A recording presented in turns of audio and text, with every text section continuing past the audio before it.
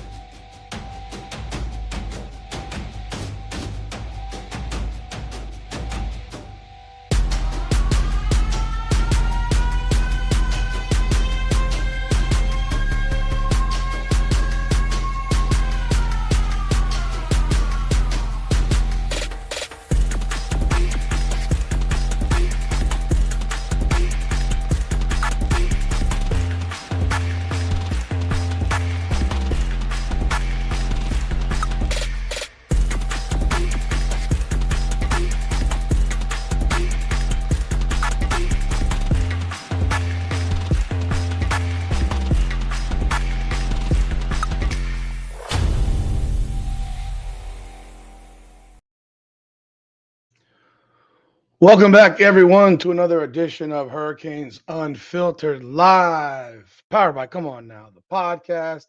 I am your host, Rudy Rodriguez Showmont. Welcome aboard this evening, ladies and gentlemen. So glad to have you back with me here on this. I think this is the sixth episode that I'm doing now live for Hurricanes Unfiltered. Appreciate everyone jumping on board. If you're in the room, please do drop a comment. I can acknowledge you. Welcome aboard, Rob Dukes. If you have, hit the like button as well. Appreciate that definitely.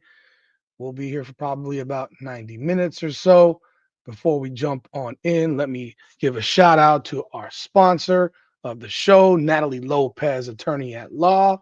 When life hits hard, the law firm of Natalie Lopez hits back harder. A South Florida criminal defense law firm built on strategy and results. Call 954 888 8833 and follow her on Instagram at nat dot guilty. That's at nat dot guilty on Instagram. Prepare to conquer your case. Appreciate everyone jumping on board. Welcome aboard him, that girl, Joy. Appreciate you jumping on. Again, if you are in the room, please do leave a comment. If you're new to the channel, please, if you enjoy it, definitely subscribe. I appreciate y'all all in advance. Like I said, we'll be here for about 90 minutes.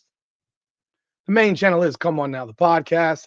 Secondary channel, Rudy's Rant, that I'm building up as well, because that's the one where I talk about all kinds of topics. It started off kind of sports wise, but that's gonna be hitting all kinds of topics. Apologize for the darkness. It's weird because of the camera, like the way it's making me darker in here. I don't know. It's not dark in here at all. And I've adjusted it. I don't know if it looks real dark to y'all or not, but I think I'm gonna get another light to put on this side right here because I have one hitting me here. I might just get another one there. I mean, these lights ain't cheap, but yeah, we're here to talk Hurricane football. Here to talk Hurricane football, and that's what it's all about. And I dropped the press conference interviews today by Mario Cristobal, Shannon Dawson, and Corey Heatherman. They all spoke to the media today, and we put those videos up on the channel. Mario Cristobal actually did say that he had to rebuild this program. I mean, that he came in basically to a bear. I mean, he alluded that he had a bear covered. It's pretty wild. I find that interesting to say the least. Um, Shannon Dawson says the team offensively has been playing tight. You wonder why that is. Why do y'all think that is? I don't know. Because you're in a dull ass, boring ass offense, and you haven't run anything interesting to say the least for the duration of this season until you decided to run this play with Carson Beck on the QB throwback from Malachi Tony, and then running a play with CC Francis Magoa for the touchdown at the end of the game. And people did ask the question about why would you use that against Syracuse? And that is a question, as a question. Welcome aboard, Beast. That is a question that I have myself. Oh yeah, I forgot to put this up here. So all the comments are up. That's a question I have myself. I don't understand why you would utilize these types of plays against Syracuse when you really could have used them against Louisville and or SMU. And someone says to me in a chat or a post, "Well, you don't want to let everyone know what you got." Well, you just did against Syracuse. You need trick plays to score on Syracuse. Like, yeah, it's fun, it's cool, it's cute, but you shouldn't need to do that to score on Syracuse. It's one of those things where I sit here I've gone back and forth on this for the last few days because if you look at Miami's offense in this game, it was a 41-yard screen pass to Dalen Upshaw that set up the pass for Carson Beck for the touchdown. It was a 61-yard seam route to Keelan Marion, a perfect throw by Carson Beck, by the way. If you're going to take a dump on him when he doesn't do something right, in your opinion, you need to give him credit when he makes a great throw. And that was a great, great throw. Now, and then you run that play to Magoa. You scored on a pick six. You only kicked the field goal after you forced the fumble because you didn't want to attack them and hit for the jugular right there. And so you have all these different things happening. And when you look at how this team really, I mean, they had one drive where they scored the normal way, where they drove the ball and then they scored the normal way. Gerard Pringle, I think it was a 22-yard touchdown run. And so, yeah, 10 points come from the defense, the 3 and the 7, 14 on trick plays, 7 more. What was the other one? I don't remember. What they had one more touchdown. I mean, they had to go through hell to score on Syracuse. They had to pull it out the bag to score on Syracuse. That is a play I'm using when there's a game going on. I don't know if y'all saw it a few weeks back, but Alabama ran something similar, to their tackle, their left tackle. And he ran everybody over. But that was in a close game. It wasn't done when you're up 31-3, like, oh, let's have some fun. Use that play when you're in a game in which, oh shit, they ran that. Wow. A play that they've practiced for 3 years. Some people may disagree with me. I don't know why they ran that play then. I don't know why you can't score on Syracuse, who sucks. If I have to listen to another speech about someone's defense being good, I think I'm gonna vomit. I think I'm really gonna vomit. We have now played a terrible SMU pass defense. We just played a terrible Syracuse defense, for which once again their coverages dictated our offense, according to Shannon Dawson today. He literally said it. If you haven't seen it, go check out the press conference. And then now I'm hearing again about how North Carolina State has a good defense. No, North Carolina State does not. have a good defense. Once again, NC State does not have a good defense. NC State has a good offense, but they don't have a good defense. I don't want to hear any nonsense about how they have a good defense. They do not have a good defense. Their defense sucks. Their defense is not a good defense. And I have to listen. Every time I have to listen to this stuff, it makes me gag. It literally makes me gag. I don't know how y'all feel about it, but and I'm not sitting here saying you say that the other team's defense stinks, but you don't have to keep gassing them up and making them sound like they're something special. I mean, NC State gives them 31 points a game. They give up 31 points a game. That's bottom 30 in the country. They get scored on with ease, yardage wise. Where are they here? They're like 115th, 425 yards a game. You know who's worse? Syracuse, 431. I'm sorry, 430. And we couldn't score. We couldn't move the ball on them consistently. It makes no sense. Welcome aboard, Epinephrine, Troy, Patrick. They gave up 36 points to Georgia Tech. Haynes King had over 500 yards of offense. Did you know that? You want me to show you the stat box from that game? They didn't win that game because of some elite defense. They won that game because they scored 48 points. I'm going to show you the stat box if you don't believe me. They won 48-36. Haynes King, I shit you not. The dude threw for 400 plus yards. 400 plus yards. Come on, dude. I don't want to hear that this is some elite level freaking defense. No, it is not. It is not. Here you go. 48-36. Haynes King. I'm going to zoom this bad boy.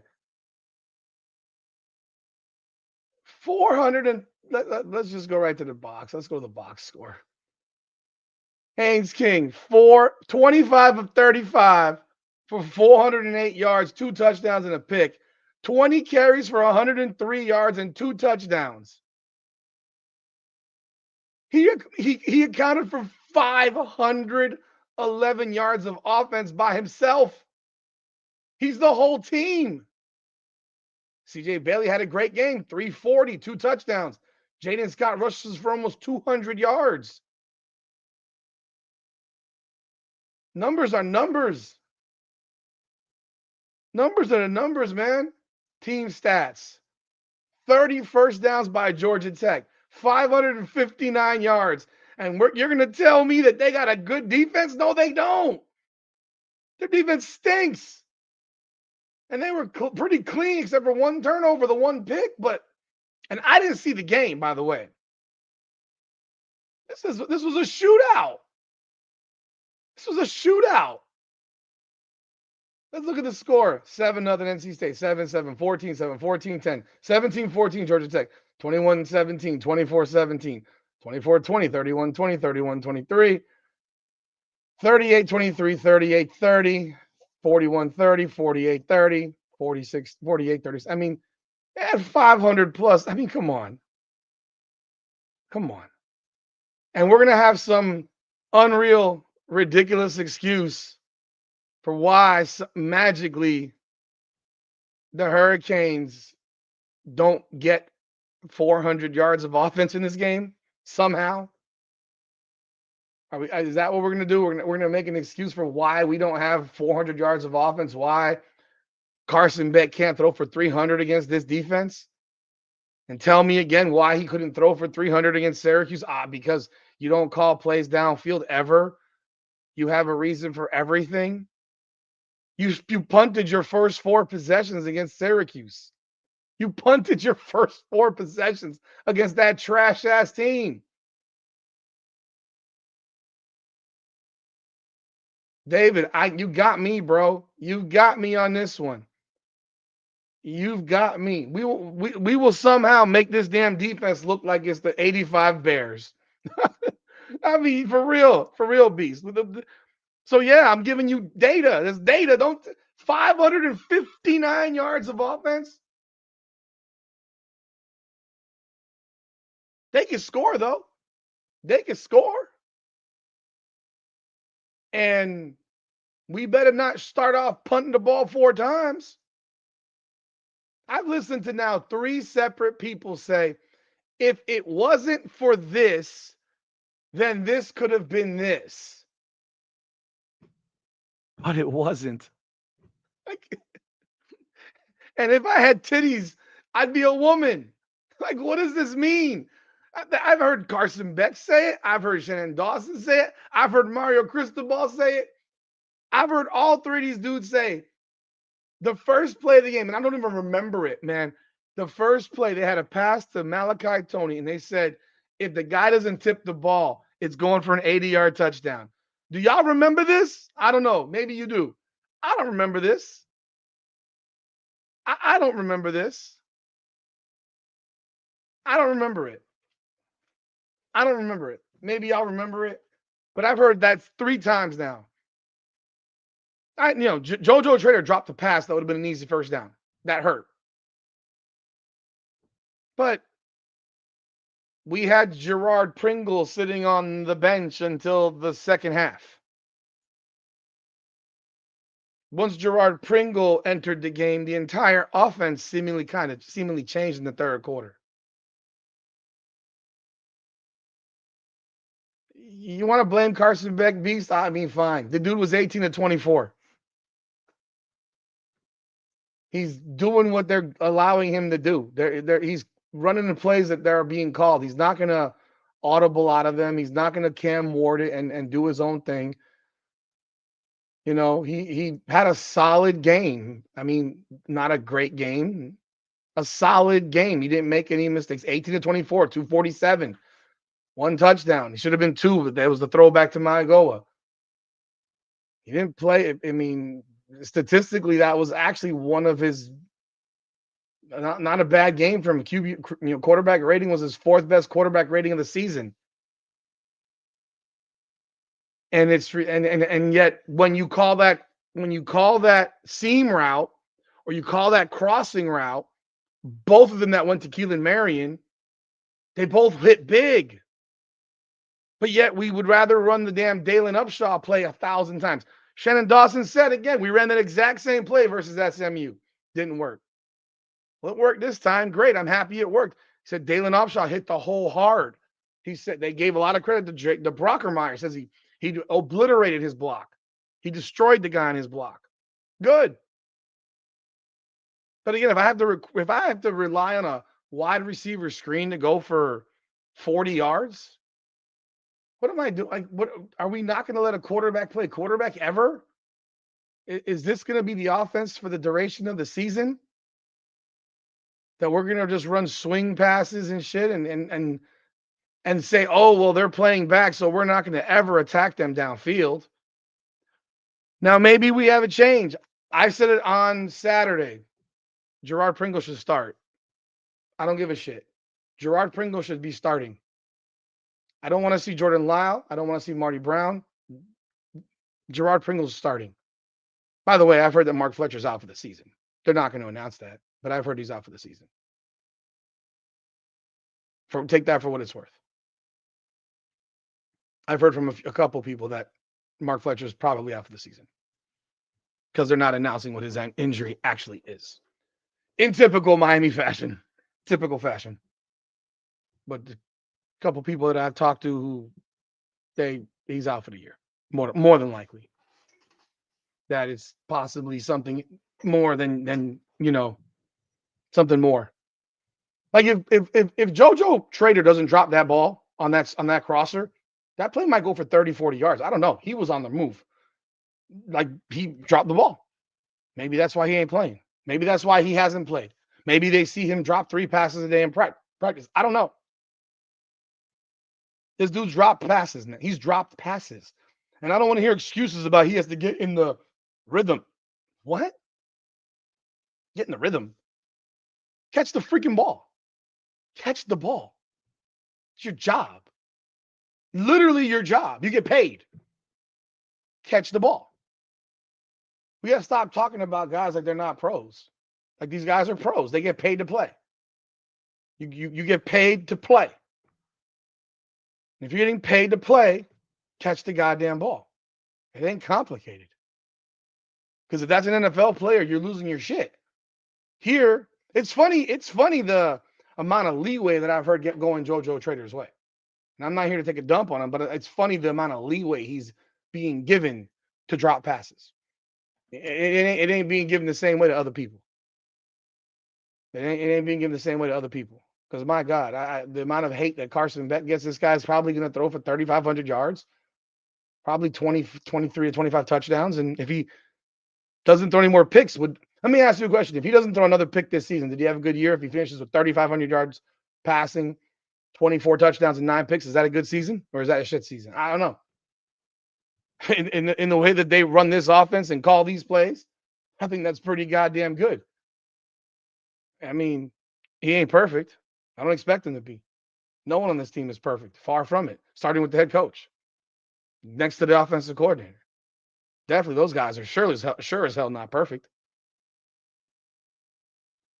You know, I did see a little bit more energy from Mario Cristobal in the last press conference on Saturday night. He did seem to have a little more zest. I mean, not zest, but oomph to him. Seemed like a little bit more to him there. But Gerard Pringle needs to start. Remember when we were told that they can't run the ball to the outside out of shotgun? Isn't that what Shannon Dawson told the whole media as he was condescending and shit to them and trying to insult them, insult their intelligence? Gerard Pringle sure as hell ran the ball to the outside and did a damn good job of it. And when the ball was called to the inside and there was a hole, he exploded through the hole. Yeah, Duke, I used the wrong word. I'm not calling the guy gay. I mean, like some aggression. You know, the Pringle needs to start. Period. If Pringle's not starting on Saturday, I'm gonna be pissed. Pringle needs to start. You start Pringle, the defense has to adjust.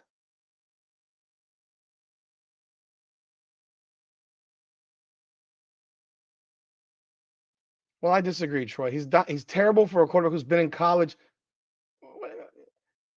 Dude, most of these guys have been in most of these transfer QBs have been in college for 6 years now. Most of them have.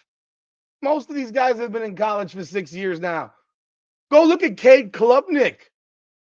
He's 5 years, isn't he 5 years in at freaking Clemson? He's been the starter at Clemson. He was called a Heisman candidate before the season started.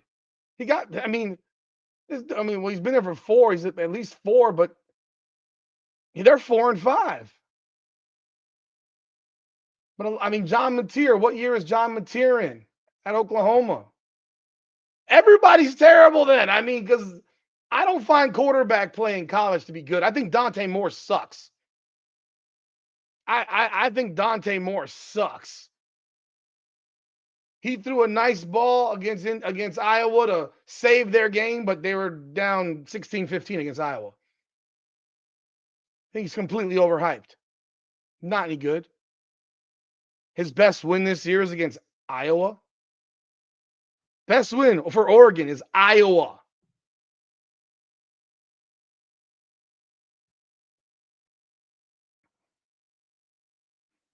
I mean, Garrett Nussmeier. Oh my God, he was the Heisman leader coming into this season. That guy was the Heisman leader coming into this season. That guy's terrible. Would you rather have him or Carson Beck? I'm curious. I'm curious. I don't find quarterback play in college to be all that great. I think systems and play calling have a great deal to do with success of quarterbacks in college. Do I think that Carson Beck does still have some arm issues? Yeah, I think he probably still has some arm issues. But I mean, there you go, Duke. Yeah, right there. I mean, Michael Penix was 24 years old. Cam Ward was 24 years old. Didn't Cam Ward play 6 years of college football? He played at least 5. I'm pretty sure he played 6. He played 2 years at Washington State, 1 year at Miami. Didn't he also play at freaking he played at Incarnate Word or whatever the hell it was for a couple seasons? He played at least 5. And going into his 1 year at Miami, no one really knew nothing about the dude. Jaden Daniels had to went to Arizona State if I remember correctly. He played 5 years of college football. The year before his last year at LSU, he had thrown for 17 touchdowns at LSU, no less. Open it up. Hey, I don't think he folds under pressure. I don't think I didn't say that, Cuban Can. I know you like to make shit up, bro. They don't trust him. Do you trust the coaches? Do you trust the coaches on this team? Did you right now? I love Cam Ward. Are you seeing what's happening in NFL right now? Are you seeing the season he's having right now? He is literally the worst quarterback in the NFL this year. Literally, statistically, the worst starting quarterback in the NFL this year, right now. I think our coaching staff stinks. I think our coaching staff is what's folding. They choke their asses off. They're afraid to call plays. I was flabbergasted when Mario Cristobal called a timeout with 2 minutes to go in the first half to try to get the ball back. I was shocked, flabbergasted, bamboozled. I was like, oh my God, are you serious? I got a damn offensive coordinator. He's called trick plays to score on Syracuse.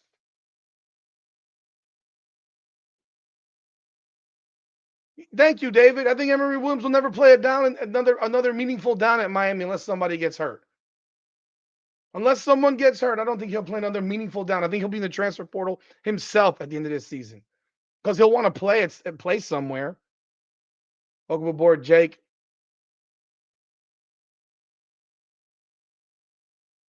I've said it. I've talked about that stat, Duke, for so many times. I've mentioned that statistic. He had the most drop passes from any wide receiver group in the country last year, and people use that against him and say he stinks because of it. Like, give me a break. Give me a break. You didn't watch Georgia play. That's when I know that you didn't watch Georgia play. And I ain't calling Carson Beck the greatest quarterback on earth, but I know you didn't watch Georgia play if you didn't know that he had the most drop passes in the country from his wide receivers last year at Georgia. This team. I keep it a buck, man. I can go back to when I covered with Inside the U and listen to the excuses from Randy Shannon's dumbass, followed by Al Golden's dumbass, followed by Mark Richt's dumbass, followed by Manny Diaz's dumbass. And now I listen to Mario Cristobal's dumbass with the excuses every fucking week. This man said today he had to rebuild the whole program, that there was no talent.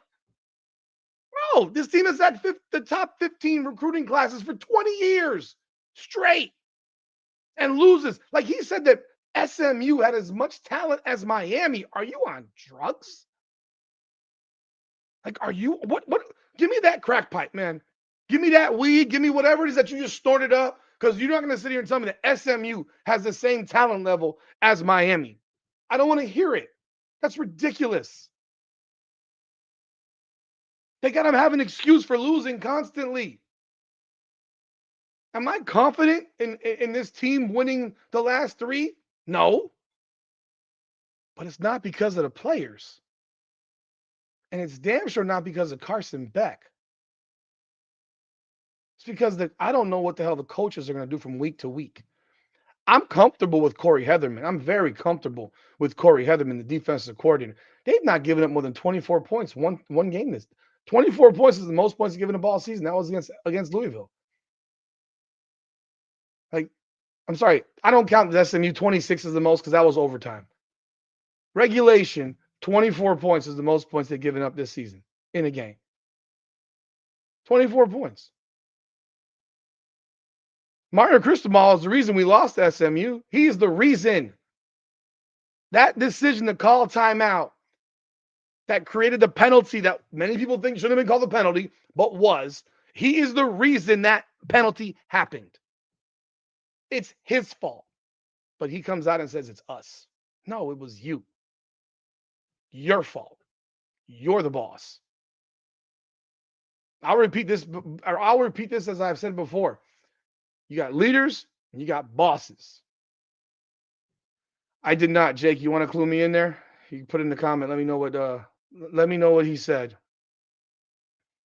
I don't know what he said. Let us know. There's leaders and there's bosses. There's that leader who you're pulling that boulder. He's pulling the boulder with you. And then there's the boss. He's standing on the boulder telling you to pull it. Every time I hear Mario talk, I hear a boss. I don't hear a leader. I hear someone who's telling people to. I've heard from many people that coaches on that team, our staff, are petrified of him, that former coaches don't like him, that current coaches don't like him.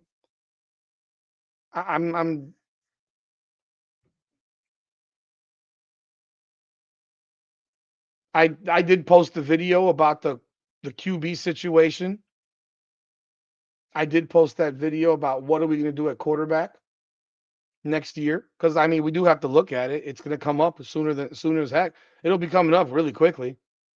Are you going back to the portal for another quarterback? Or are you going to go and start developing your guys at quarterback? And there's a split thought process on that. I don't know what y'all think. You can leave it in the comment. Let me know what y'all think about that.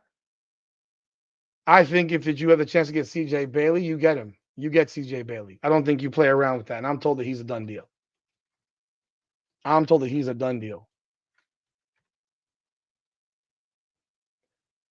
I mean, it isn't an ACC game. He should care, because if he doesn't care, then his team is probably going to lose. But that's a stupid thing to say. And if they lose, they lose. I mean, I'm not going to lose sleep over it. Just think we're at a point now where, you hear what you hear. I mean, if I'm Bailey, well, he's from here, so you don't. He wanted to come here. He wanted to come here. So I can't speak for what the kid feels. I don't see why he wouldn't want to come here. He'll be the starter. And he'll have way more talent around him.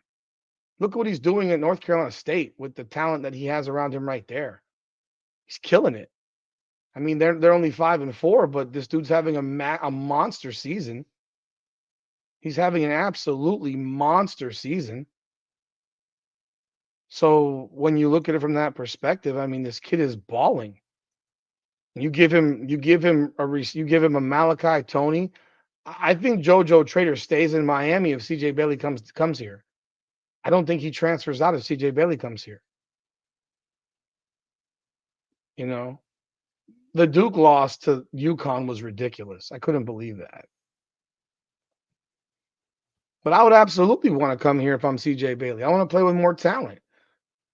Here's the thing about typical athletes. I mean, you have typical epinephrine. That was the SMU game, and he has 1,000 excuses for that. And I listened to Don Bailey Jr. make excuses for that. Everyone's got an excuse. To me, it's ridiculous. You throw the ball down the middle of the field. If you try to make a play, if you don't make a play, that's fine. But sitting here and saying that the odds and all that crap, and like, bro, if you don't hit the first pass for 20 yards, then you put your knee down. But you don't sit here and act like, or maybe you take 2 shots.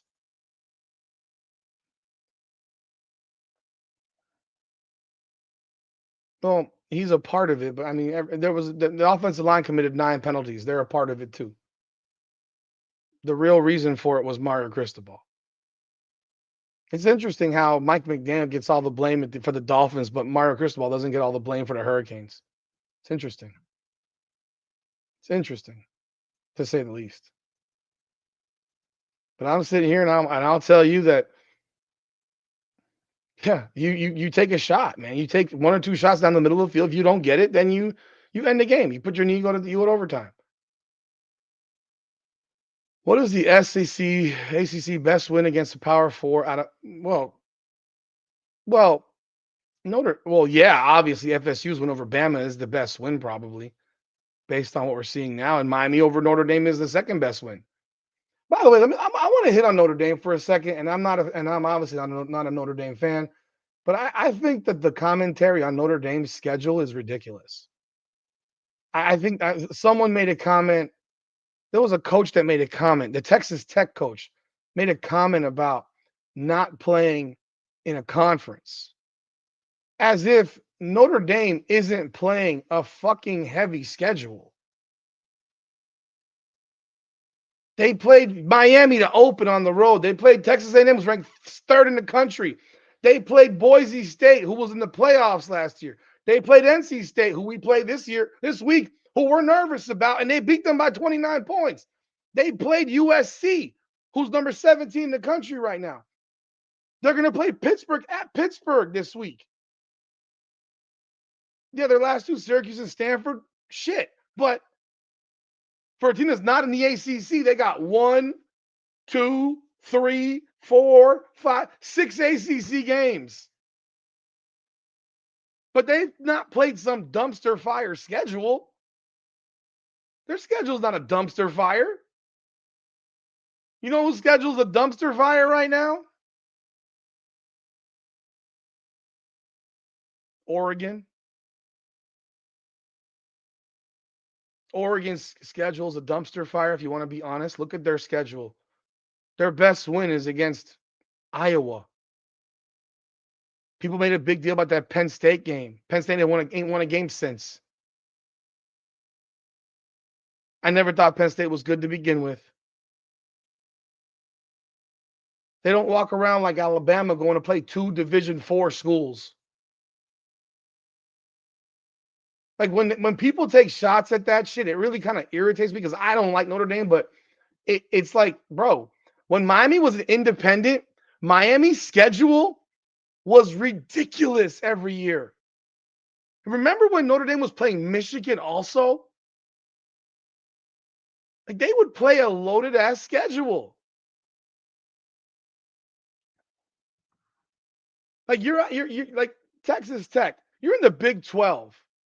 You're in the Big freaking 12.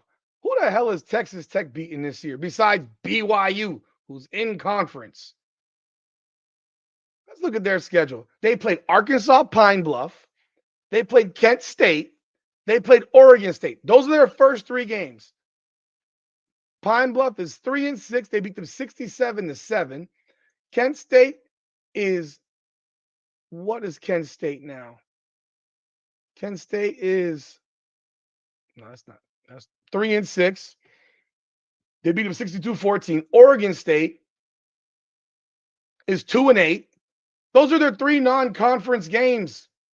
A combined 8-22. So they beat Utah on the road. They played Houston, Kansas State, Arizona State. They lost to Arizona State. Oklahoma State, Kansas. Their last 2 games are UCF and West Virginia, and people are going to walk around. Those dudes are going to puff their chest out. Come on, man. Their 3 freaking non-conference games are against my ass crack. And he's puffing his chest about his schedule. USC probably beats everyone on his schedule. Miami probably beats everyone on that schedule, presuming we play properly. Texas A&M beats everyone on that schedule. The Big 12 is a dumpster. It's worse than the ACC.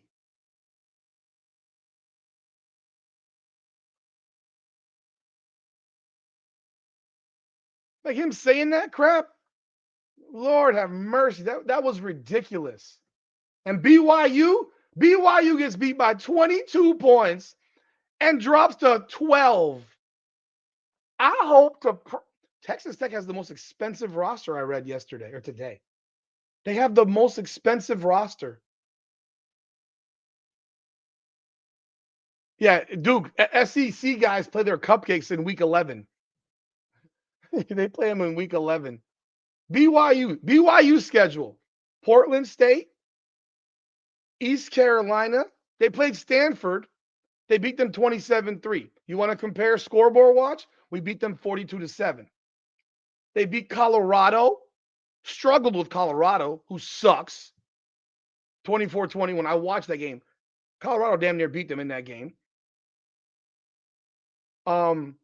West Virginia, Arizona, Utah, Iowa State, Texas Tech. They got TCU, Cincinnati, and UCF.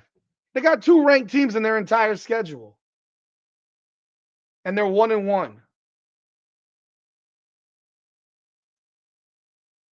And yet BYU drops only 4 spots. Miami lost by 3 points to a team that's ranked in the top 20 right now. Louisville was ranked in the top. They weren't when we played. They should have been ranked. If this was the SEC, Louisville's ranked when we played them. And I think we're way better than Louisville, obviously. But they're a ranked team when we play them, right? They're a ranked team now. So we lose by 3. They got beat by 22. We dropped 8 spots. They dropped 4. We lose by 6 in overtime to SMU. We dropped 8 more spots. Again, they dropped 4. It's just ridiculous. No, Cal makes no sense. Cal's weird, man. But they're a microcosm of the ACC. I mean, you look at, hell, Alabama. Their schedule, they play Louisiana Monroe, and they got Eastern Illinois in 2 weeks.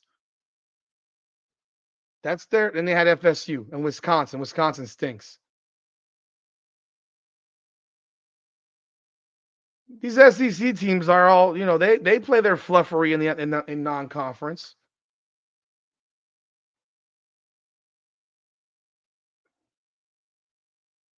All that said, I mean, I did my video on the ranking. People say, oh, we don't deserve it. It's not about deserving it. It ain't about deserving it.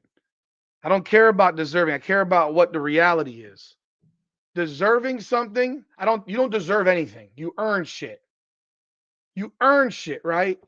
That's how I always stand on you earning stuff, not deserving anything.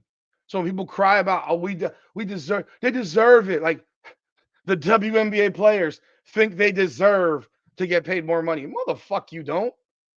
You earn more money by producing. By producing, you earn more money.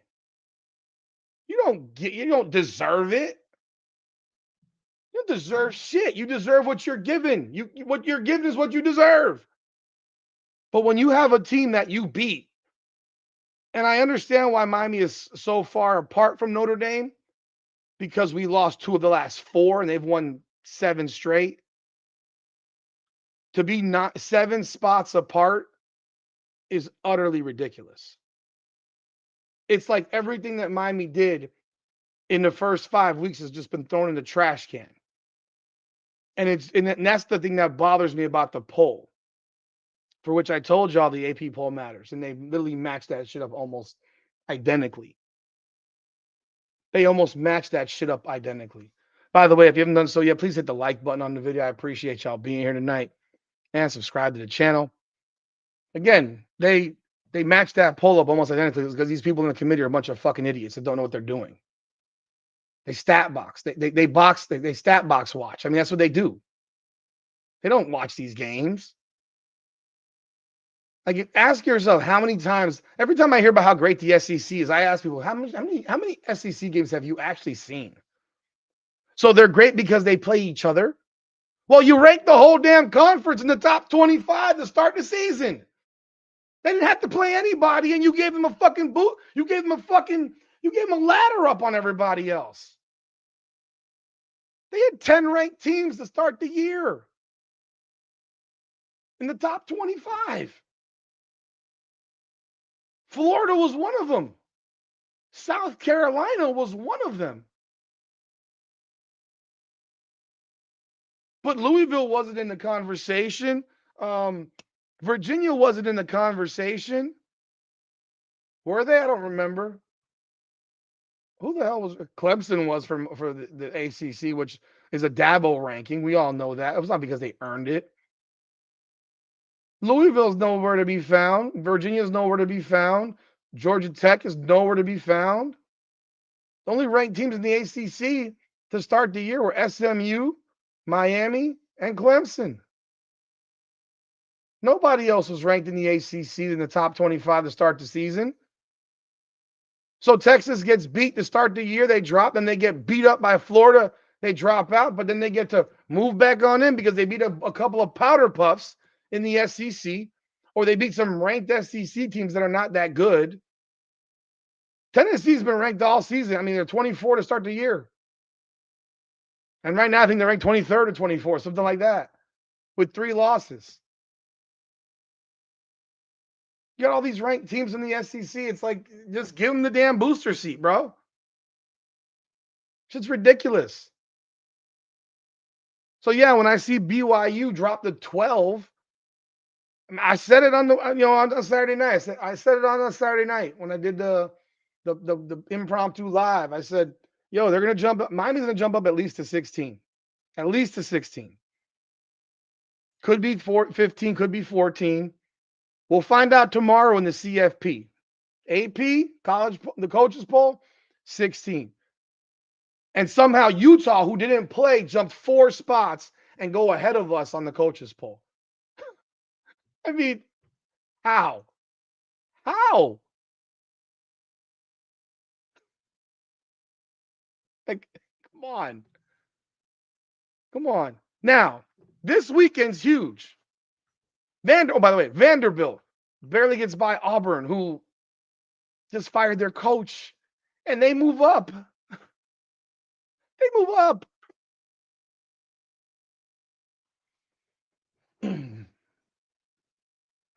This weekend's big. This is a big weekend. Everything is irrelevant if Miami doesn't win.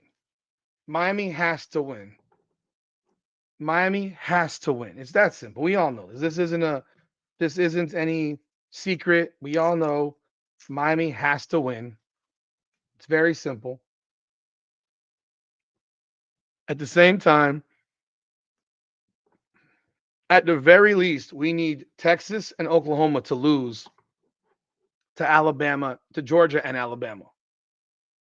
If Alabama and Georgia lose to Texas and Oklahoma, I'll put it down here right now. Playoffs are over. Doesn't matter what we do. It doesn't matter what we do. If Texas and Oklahoma beat Alabama and Georgia this weekend, nothing else will matter. Because Alabama and Georgia will not get dropped out of the top 15 or top 13 or top 14. Miami will not jump those 2 teams. We know this already, despite the fact that Miami has a win over Florida State and Alabama lost to Florida State. We all know this. And Georgia barely got by Florida, and we beat Florida by 19. We all know this because they will drop Alabama to probably 10, 9 or 10. Georgia to 10 or 11. And Texas and Oklahoma will jump up to 6, 5 or 6. And that would be fucking catastrophic. That would be the most devastating result of this weekend. Now, if they both win like I expect them to do, they are favored in both their games. Both their games are at home. They should win. They're the better team in both situations. If they get the job done, then that means Texas and OU are done. They're 3-loss teams. They're going to drop below 15. Miami will move up. Notre Dame, Pittsburgh. I'd like Pittsburgh to win this game. It's helpful for the Hurricanes. But I don't think it's devastating for Miami if they don't. But it's helpful. Now, Pittsburgh has to split. They got to beat Notre Dame or Georgia Tech. I think they got to beat one of them. I prefer them to win them both. If they win them both, that last game up at Pitt, if we're 9-2, is a mega game. And if we win, we're in the playoffs. We are in the playoffs. It'll be a fourth ranked win. You'll go in having won 4 straight games. And I would be flabbergasted, shocked if Miami didn't somehow get in there as a 10 or 11 seed. I'd be shocked. Maybe even a 9. There's other teams that could also lose. Texas A&M could lose. There's games that they can lose on their schedule, whether it's Texas, whether it's potentially in an SEC championship game. There are games that they can lose. Indiana or Ohio State are going to be in the playoffs. They're in the playoffs. You can mark it down. I mean, they're in because they're going to play each other for the Big Ten championship more than likely, unless Ohio State somehow loses to Michigan in Ann Arbor, which is possible. Ohio State's good. I don't think there's a great college football team there. I don't think there's one great college football team. Ohio State's good. Are they beatable? Absolutely. Every one of these teams is beatable.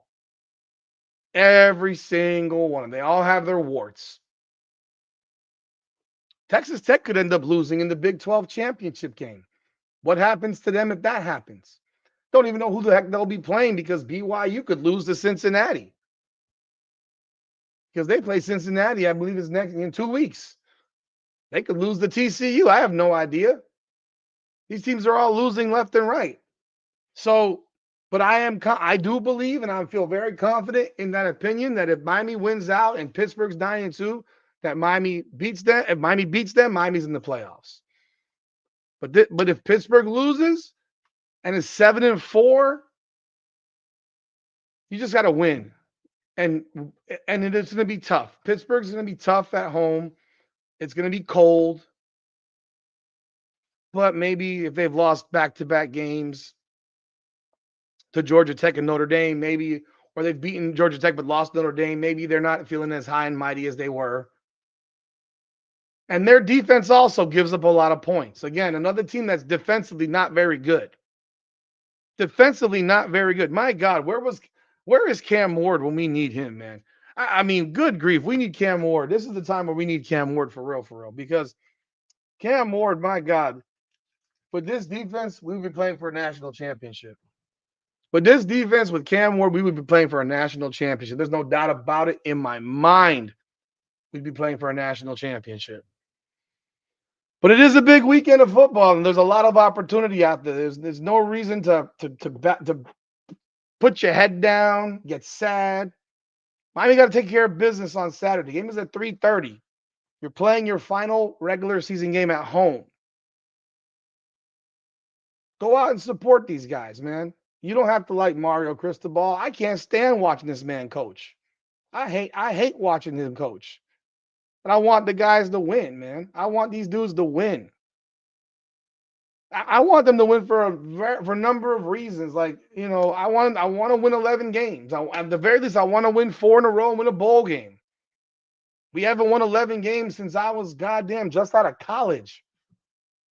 Before I had children. It's like we ain't won 11 games since what, 04?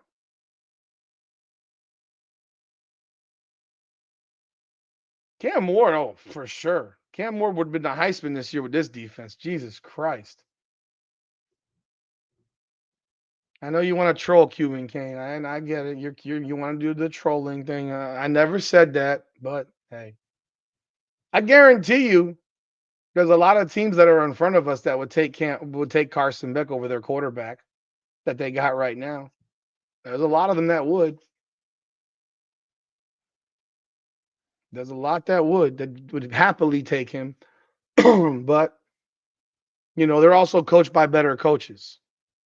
What do you think Lane Kiffin would have with this team right now? What do you think Lane Kiffin would have with this team right now? Who? You tell me Notre Dame wouldn't take Carson Beck over CJ Carr? You're telling me BYU wouldn't take Carson Beck over a freshman quarterback? You're telling me that Come on, man. Carson Beck left Georgia. They didn't throw him out. He would have been their starter this year if he had not left. He'd be their starter. He would be their starter. No one knew Fernando Mendoza would do this. He was 6-6 at Cal last year. He was 6-6 at Cal. He was a mediocre freaking quarterback. You handed him to a coach who has utilized his ability and made him look like a Heisman Trophy winner, despite the fact that they damn near lost to a 3-6 Penn State last weekend.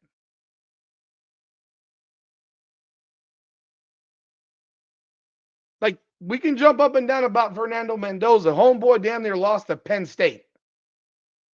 Needed a toe tap, needed a ridiculous catch. Heck, if you want to know why they were losing, he was the reason they were losing.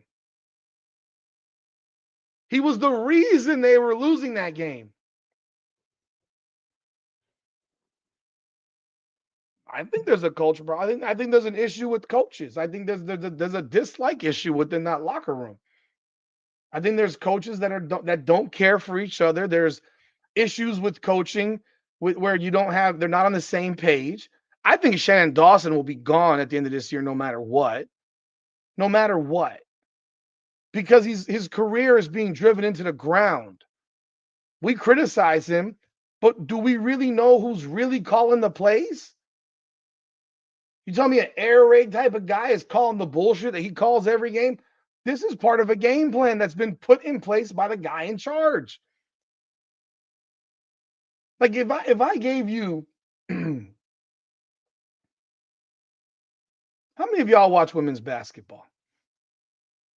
How many of y'all watch women's basketball? I know some of y'all do. Some of y'all might. I'm giving you Caitlin Clark, and I'm telling you to put Caitlin Clark and I'm the coach, and I tell you to put Caitlin Clark in the corner and take the ball out of her hands. Am I maximizing what I got with Caitlin Clark? No. If I go bring Aaron Judge to the plate in baseball, if I bring Aaron Judge to the plate in baseball, do I tell Aaron Judge to drop a bunt down? Fuck no. Like, we have made a team that has weapons, and we throw two tight ends on the field at the same time. We throw two tight ends on the field at the same damn time. Like, do you find yourself seeing that and saying, what in the hell? So we got two guys that are almost guaranteed to not get the ball because either they can't catch, they can't run a route properly, they can't block. So we got two guys out there who are not weapons, right? How about, so now I've limited myself to 3 wide receivers and a running back.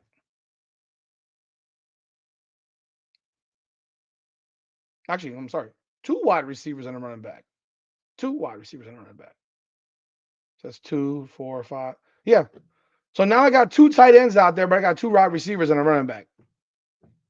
You want to know why Miami can't move the ball? When I got 2 tight ends out there, but I'm sorry. I don't care how bad someone might be as a wide receiver. Why am I lining up Elijah Lofton outside? Why am I ever lining up Alex Bauman outside? Fuck are we doing? Why in the world are we doing that? Why in the world would we do that? Can you imagine Cam Ward last year playing these secondaries this year that we've just played and you telling him don't throw the ball down the field? We're not going to call plays to throw the ball down the field. People, have you not seen the throws that Carson Beck has made down the field in games this year? He has made some perfect passes down the field. The touchdown to Malachi Tony against Florida State and the flea flicker, I mean, as perfect as it gets. The first pass to Malachi Tony in that game, that ball went through Malachi Tony's hands. It was perfectly thrown ball. He's thrown perfect deep balls a number of times this year. So because they're playing deep, we don't throw the ball. We don't even run routes that are deep.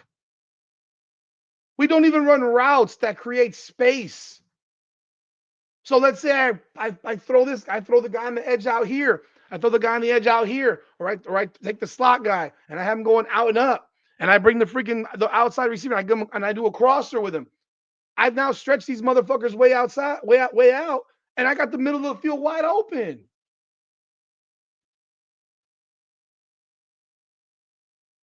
Some get picked. That's football. That's football. Cam Moore threw cross-body throws that got picked. We were down 35-10 to Cal last year because he threw a cross-body throw that was taken back for a touchdown. We praised him for the comeback, but he was part of the reason we were losing. Like, come on.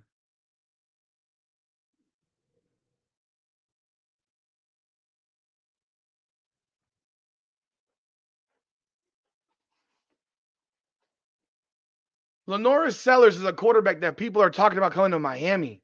Go look at Lenoris Sellers' numbers right now. If that guy was the quarterback at Miami right now, you guys would be jumping off of a freaking cliff. You guys would be jumping off of a cliff. You want me to read you Lenoris Sellers' stats right now at South Carolina? This motherfucker's falling off of a cliff. This dude last year threw for 25-34, 65.6%, 18 TDs, 7 interceptions. This year, he is at 61.7 completion percentage, 7 touchdown, 5 picks, and a 132 QB rating. His QBR is 58.6. It's 70th. 70th. Carson Beck's is 17th.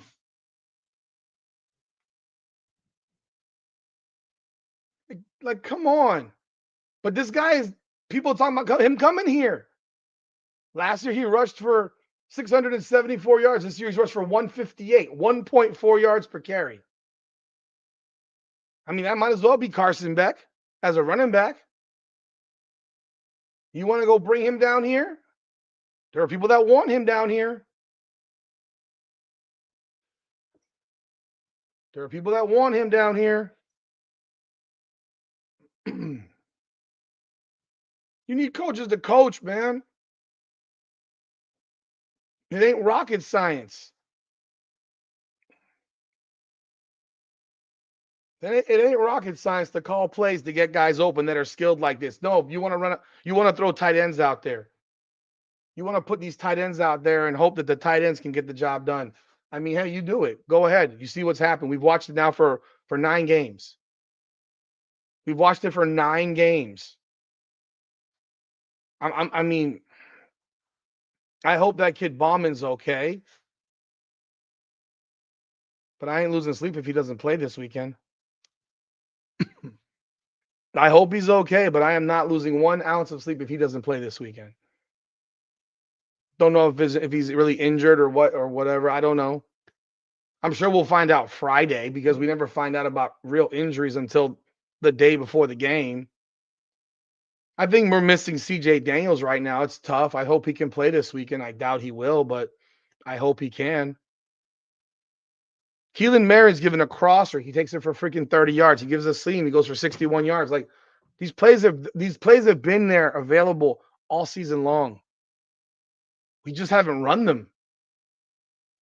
We decide to run all this shit against Syracuse. We want to bring out our trick plays against Syracuse. I don't know what y'all think about that. I don't know what y'all think about that.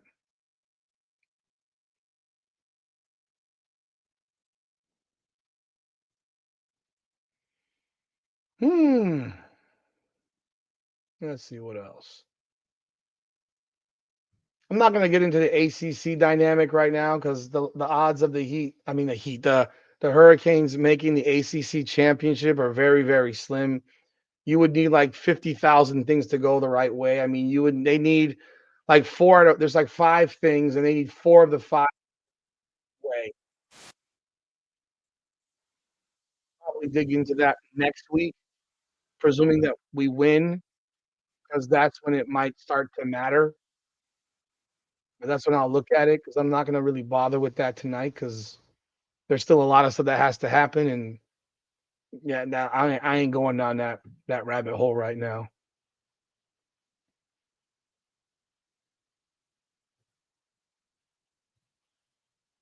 My name is Rudy. Oh, oh, um, yeah. I'm I'm not. If here's the problem. Here's the real problem with it, and this is the problem with the conference situation now. This is the conference issue that exists right now. Is you've got the conference situation right now is a big problem because of the amount of teams in these conferences. Now you have this bullshit where you have this bullshit now where you have, you know, these teams don't play each other. And that's a problem because they don't play each other. You miss out on the reality. Like you miss out on these teams like Duke playing Miami. These schedules are crazy. They should probably go back to divisions. They should go back to having divisions, in my opinion. Because at this point, it's like, what are we doing exactly where we have these teams never playing? And that I find to be a big problem within this landscape is like you look at Miami and you look at who has Duke played? Who has Duke played this season? They can literally make the ACC championship with, is it 5 losses or 4 losses? Let me pull it up.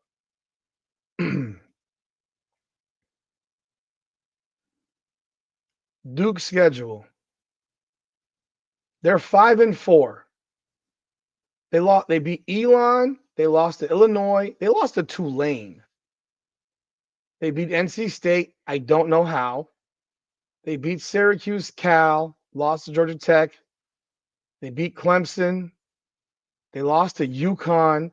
They played Virginia this week. They could beat Virginia. I wouldn't be shocked if they beat Virginia. But then they played North Carolina and Wake Forest to finish their season. They could literally go 8-4 and be in the ACC championship. That's absolutely ridiculous. They could be 8-4 and win and go to the ACC championship because they have played one ranked team. I mean, NC State. I'm surprised NC State didn't beat them, but and look at this guy Mensa throwing for 373, 361, 313, 334, 389. Wow, look at homeboy Manny Diaz allowing this dude to chuck it all around the field. You know, he can toss that ball all around the field. It's kind of crazy when you really dig into it, because that's bananas. That's bananas.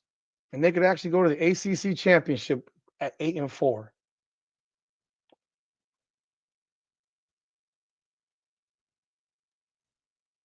Wild.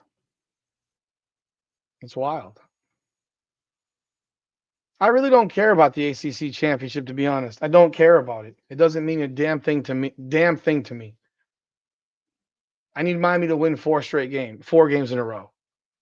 I need to see Miami go to Pitt and win at Pitt. I need to see Miami handle business this weekend against NC State.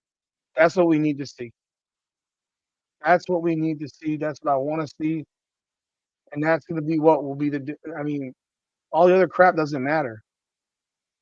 A portal window. Oh man, portal. Portal. You mean as far as the Hurricanes, people leaving, or who they're trying to go get? Okay, the Heat game's going to overtime against Cleveland, 128-128 overtime. Hawkins hits a 10-footer to tie it. Wow. I think Ray Joseph is gone for sure. I think Emery Williams will be in the portal. I think Elijah Lofton will be in the portal.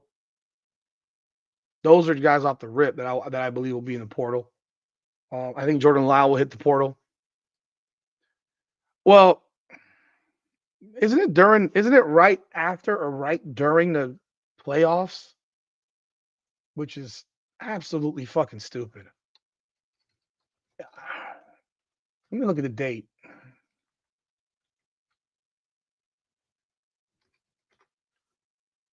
The portal window is January 2nd to 16th. So it's actually going on during the playoffs. Now, I'll say this. I'm glad they got rid of the one in the spring. That's just stupid. The fact that you could have guys come to spring practice and then leave is outrageous. Outrageous. To have guys come in the spring, play spring ball, and then transfer out at the end of April or beginning of May or whatever it was, I thought was outrageous. It is I'm thankful that they changed it and and all that stuff, but I mean they're gonna if you're playing deep in the playoffs, you got double time work, man. You're gonna be working. I do feel for the teams that are playing at that point. I hope we're one of them, but it is definitely something that creates massive levels of distraction to me. I don't know what y'all think about that. I think it creates massive just distraction levels because you're supposed to be focused on a playoff game. But I'm sitting here worrying about who the fuck is my quarterback next year or who's my running back next year or who I'm bringing in. So I got to have you really got to I mean, you really got to be trusted in some you don't want your OC in DC doing that shit. You would probably, I guess, prefer having some director of recruiting doing that crap. You know, I think that you're looking more for like your non-coaches to be doing your recruiting, and then you have to wonder how good they are at. I think it should be after. I think 1 week is more than enough for a portal window, and should be right after the national championship. I think it should be right after the national championship. I just don't see the purpose of doing it during the playoffs. I mean, because it's not just during one game; it's during potentially three playoff games, or at least two playoff games, semifinals, and the championship. That could be a problem for some people. I hope we have that problem. Needless to say, you know.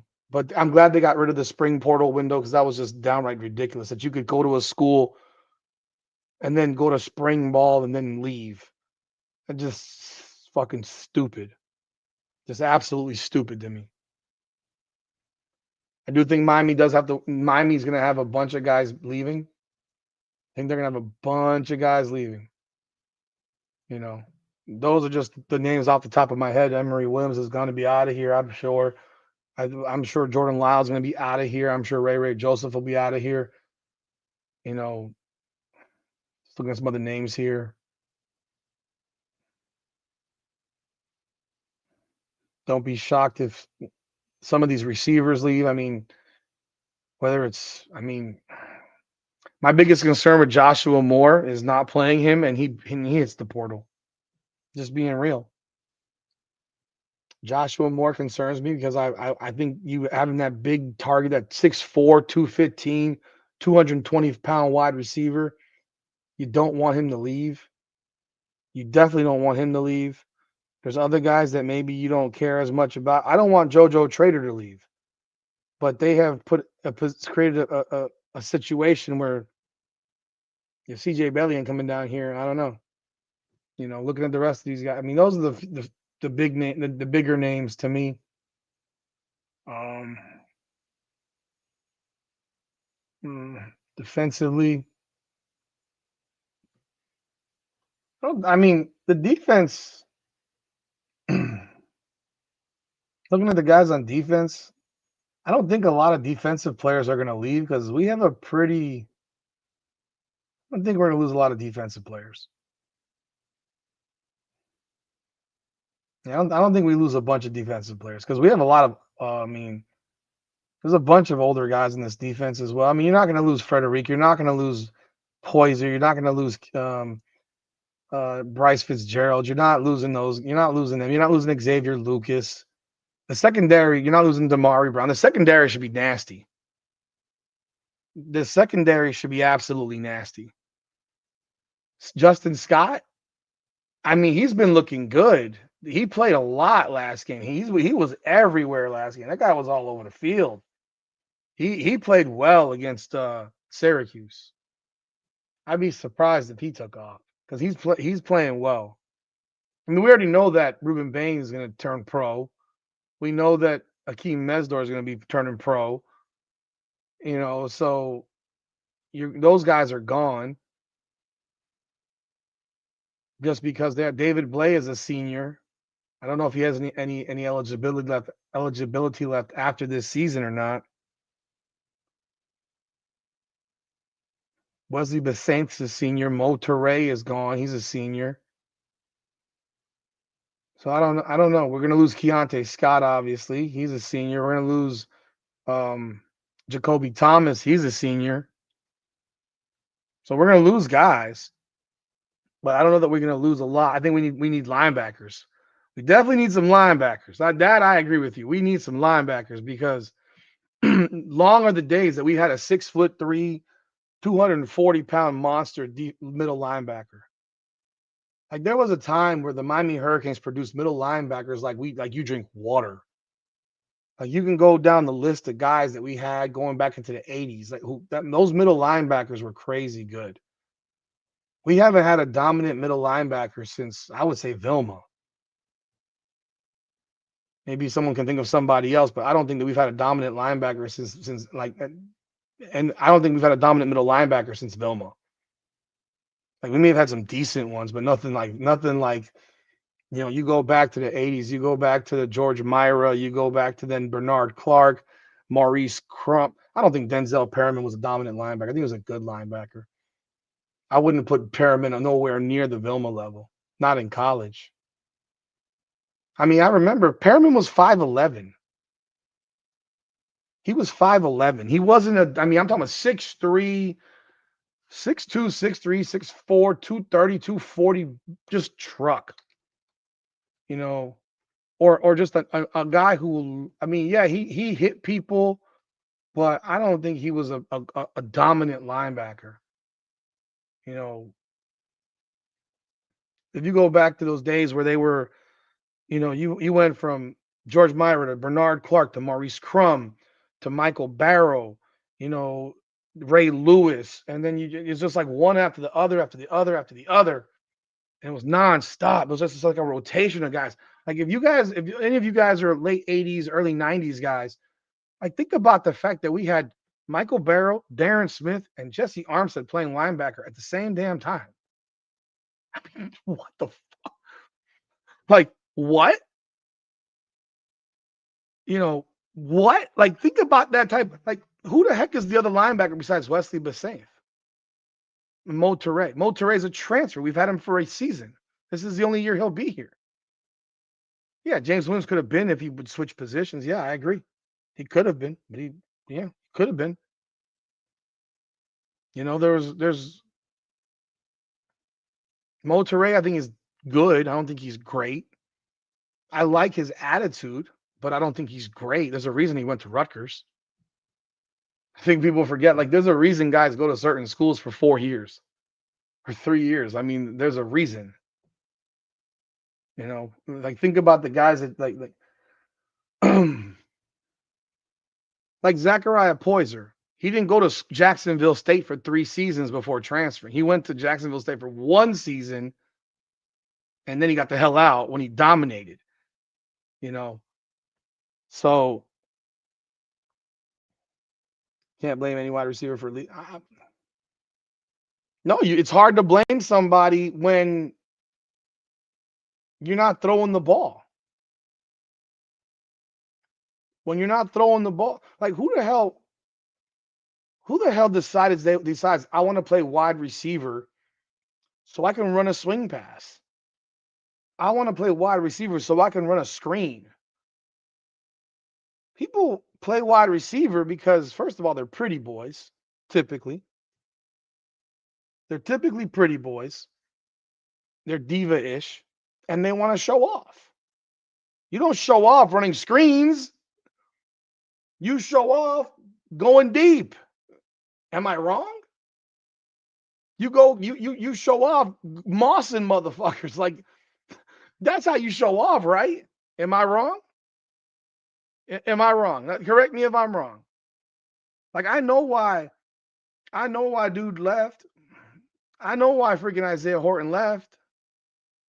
They didn't trust these guys. They didn't, like the fact that you would rather be the number 3 option than the number 1 option is crazy. And like think about that. He's the number 3 option.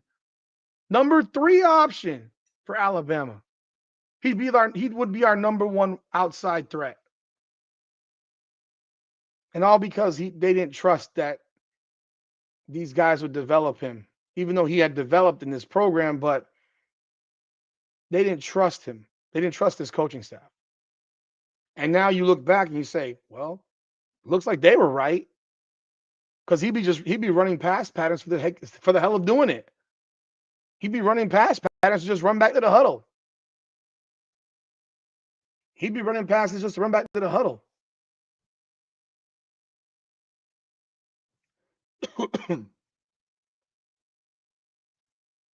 Yeah. It's wild. It is wild.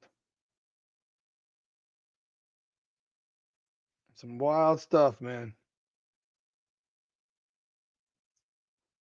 Who's anyone here going to the game on Saturday? If you are, leave a comment. Let me know. Oh, by the way, once again, just to mention it again, you grab some merch from the merch store. Grab any Hurricane Unfiltered merch. I will send you a free lanyard. So please do appreciate y'all supporting the merch store. I'll put the link up right here.